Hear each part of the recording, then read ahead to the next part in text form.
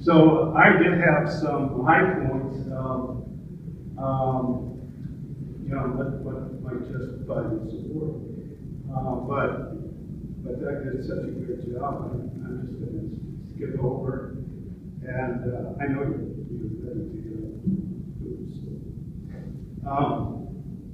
But maybe some things. I'm a Canadian. I was a Canadian. I got my citizenship quite a while ago.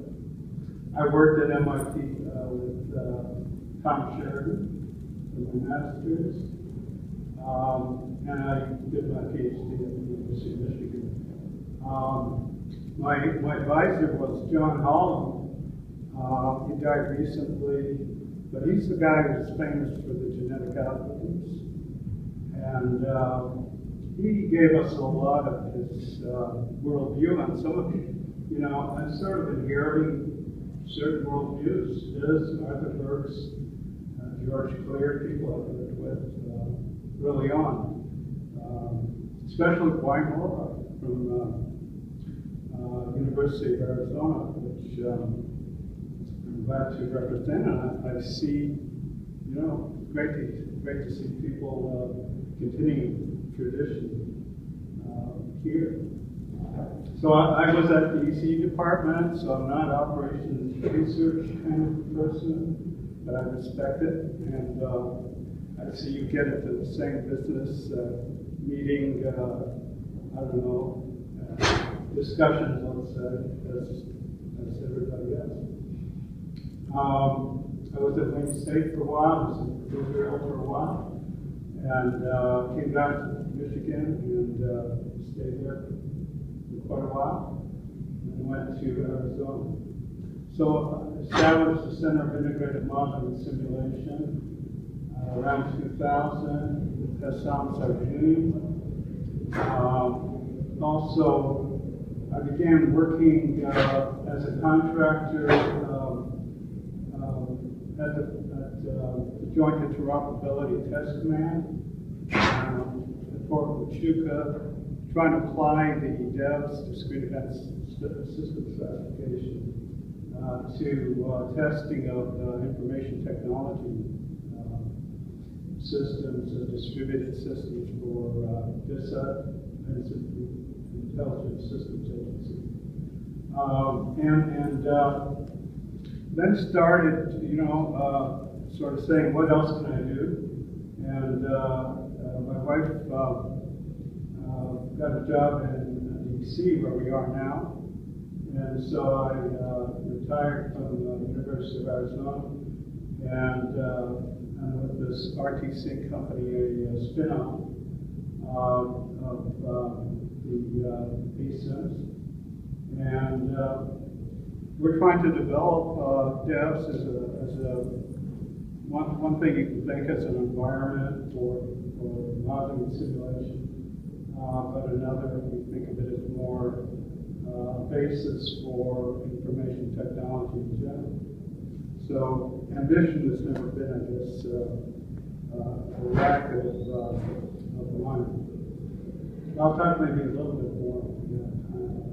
It was mentioned that you get an award from the urban form of I-Sim, which is TIMS, for my book, and I'm a fellow of the IEEE.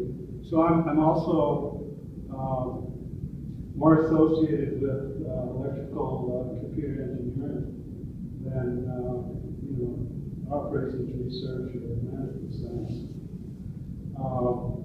And I've been associated with the Society for Computer Simulation, also known as Society for Modeling and Simulation International.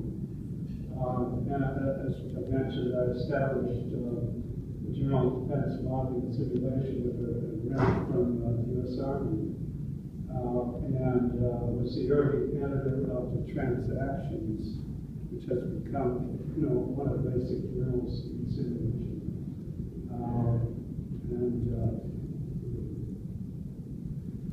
So I have a page in Wikipedia on everything. I'm saying here, I have these slides if you'd like to get them. If I don't cover everything, you can catch up with that. I did do a retrospective article with for George Clear's General Systems, and you can think of it as the trials and tribulations of an academic in the 90s.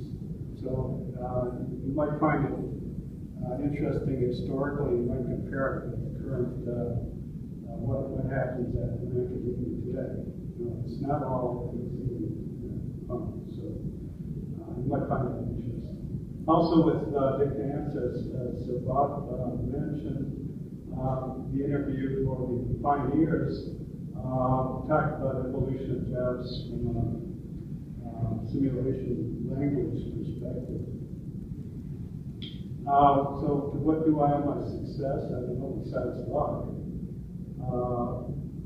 I got a quote here of a recent book just came out by an economics guy from Harvard, where he says discipline is economics, but I think it's general. Advances by expanding its library of models. And he thinks of economics as knowledge is characterized by a library of models, and by improving the mapping between the models and the real world. And I think that's a nice summary of what disciplines are about. And my work sort of has been to try to put some methodology, some concepts, some theory, and some software to make that done. I don't think we do it enough, and I think I would hope in the future we do more. For example, thinking models as partial models, meta models, relating them, organizing them, using systems concepts. That's how devs got to be developed. And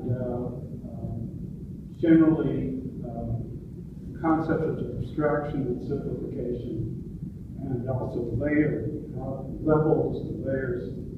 These ideas I sort of come to repeatedly every so often. Just my way of thinking. Maybe that's a mode of operation you might consider. And how do I sort of continue to go on? Because I now have a lot of people in the devs community that taken up devs and do research in it. They're former students of mine, but also a lot of others, quite a bit of others, and worldwide. And especially in France, it's kind of a hotbed of devs.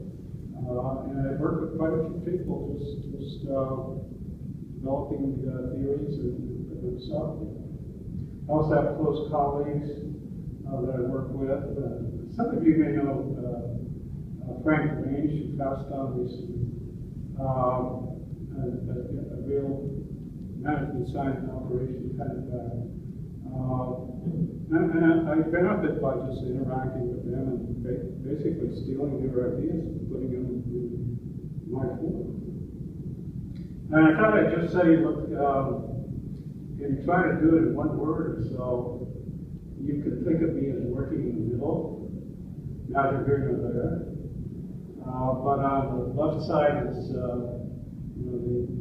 analytic ability to analyze models, and on the right axis is whether there's simulations is indispensable or not. You really have to use simulation. And so, in the middle is where you can do some analysis, but you really also need to do some simulation. And what I'm interested in is in that middle area and the black arrows that allow us to go back and forth and up and down between models at different levels of abstraction and simplicity and so on.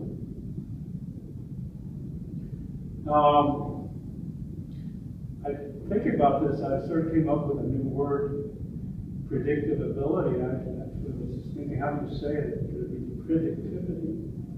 And I never heard it before, maybe you have, but I found that it's actually in a dictionary. But it has ask you, what do you think it means? So maybe we can, I don't know how to do the word, but I think that's what I'm kind of looking at now is the predictive ability of models at different levels of abstraction, simplification, and so on. And particularly, if you, the assumption we're all working is that when we work with models, whatever we prove about the model carries over to the real system it's referenced, which is it's derived. So, and it's really open to question whether that's true. And for example, I'll give you an example here. I'm working with devs with Markov modeling. It's, I think a sort of domain has a lot of structure and piece to it.